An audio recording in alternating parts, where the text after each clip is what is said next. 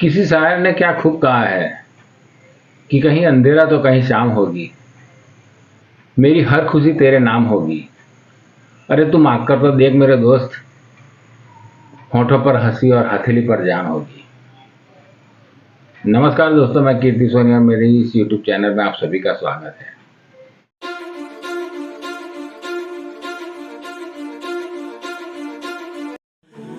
विशाल एक अमीर बाप का बेटा था और श्याम उसके गाड़ी का ड्राइवर था। लेकिन विशाल और श्याम में दोस्ती का बहुत गहरा नाता था। विशाल के पिता गुप्ता जी को ये ठीक नहीं लग रहा था कि मेरा बेटा कोई ड्राइवर के साथ दोस्ती करे। विशाल के पिता गुप्ता जी का ज्वेलरी का 3 शोरूम था। अब किसी काम की वजह से विशाल को 8-10 दिन के लिए बेंगलोर जाना पड़ा और इस मौके का फायदा उठाते हुए गुप्ता जी ने श्याम पर चोरी का इल्जाम लगाकर उसे नौकरी से निकाल दिया। श्याम ये इल्जाम सह नहीं सका, उसके दिल पर गहरी चोट लगी, उसे हार्ट अटैक आ गया, उसे अस्पताल में एडमिट किया गया। श्याम की बीवी मंजुला गुप्ता जी के पास कुछ उधार पैसे मांगने आई तो गुप्ता जी ने साफ इनकार कर दिया। वो रोती हुई वहां से चली गई, पहने हुए सोने के मंगलसूत्र को बेच आई और अस्पताल में पैसा भर दिया। श्याम आईसीयू में था, वो बाहर बैठी बैठी रो रही थी। तभी एक सज्जन की नज़र उन पर पड़ी तो वो सज्जन मंजुला से कहने लगे, बेटी तुम रो क्यों रही हो? तो मंजुला ने पूरी सारी बात बता दी। तो वो सज्जन कहने लगे, बेटी तुम्हारे घर में और कौन कौन है? तो मंजुला कहने लगी, चाचा जी हमारे घर में मैं और मेरे पति के सिवा और कोई नहीं है। तो वो सज्जन कहने लगे, बेटी तुम्हारे पास मेडिक्लेम है? तो मंजुला कहने लगी, चाचा जी मेरा पति तो एक ड्राइवर है, हम मेडिक्लेम कहाँ से लाएंगे? तो वो सज्जन कहने लगे, कोई बात नहीं बेटी, भगवान सब ठीक कर देगा। मैं एक छोटी सी संस्था चलाता हूँ, उसमें से मैं तुम्हारी कुछ मदद कर सकता हूँ, तुम फिक्र मत करो, सब ठीक हो जाएगा।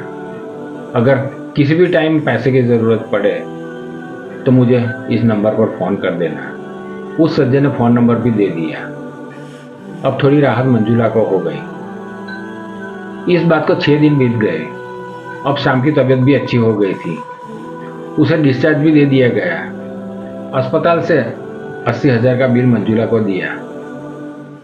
अब मंजुला सोच में पड़ गई कि इतने सारे पैसे मैं कहाँ से लाऊंगी। वो रो रही थी। तभी उसे याद आया कि मैं चाचा जी को फ़ोन करूँ। तो वो चाचा जी को फ़ोन करने लगी, लेकिन चाचा जी फ़ोन उठा ही नहीं रहे थे। बहुत कोशिश की, फिर वो चाचा जी को पूरे अस्पताल में इधर उधर घूमकर ढूंढने लगी, लेकिन चाचा जी कहीं नजर नहीं आ रहे थे। आखिर थकी हारी वो कोने में बैठे बैठे रो रही थी। तभी मंजुला के कंधे पर पीछे से किसी ने हाथ रखा। मंजुला ने मुड़कर देखा तो विशाल खड़ा था। मंजुला की आंखों में आंसू आ गए।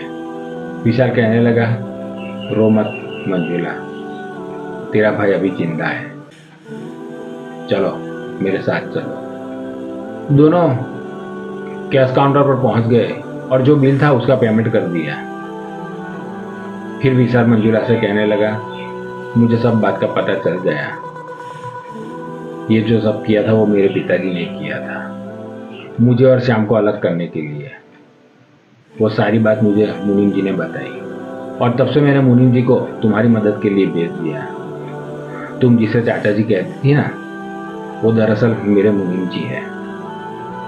खैर अब तो सब ठीक हो गया है, चलो हम शाम को लेकर चलते हैं। वो शाम से मिला और उसे गले लग गया और शाम से वो पिताजी की माफ़ी मांगने लगा। फिर वो तीनों अस्पताल से बाहर निकलने लगे। तब विशाल ने कहा कि देखो श्याम, एक बात मैं तुमसे कह देना चाहता हूँ कि ये जो अस्पताल का खर्चा हुआ वो तुझे देना पड़ेगा।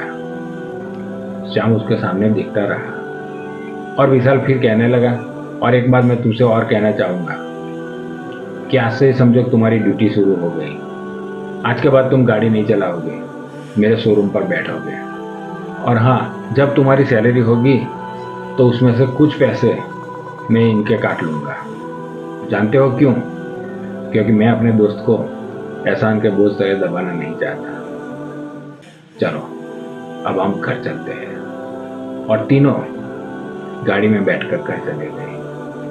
दोस्तों, खून के रिश्ते से ज्यादा दिल का रिश्ता मजबूत होता है। वहां पैसे कोई अहमियत नहीं रखता। अगर वीडियो अच्छी लगी हो तो लाइक कर देना और चैनल को सब्सक्राइब कर दो यार। धन्यवाद। जय भारत, जय हिंद।